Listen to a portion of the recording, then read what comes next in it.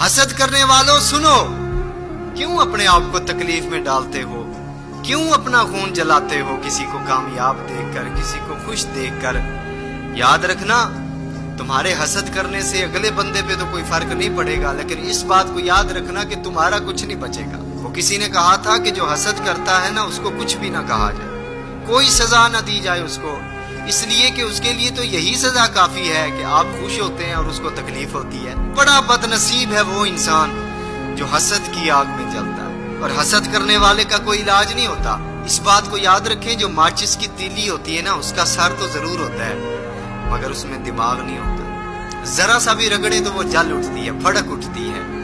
अंजाम क्या होता है कि वो अपनी ही आग में जल जाती है। यही हाल जो है ना वो हासिद का होता है। हासिद भी अपनी ही आग में जल के राख हो जाता है।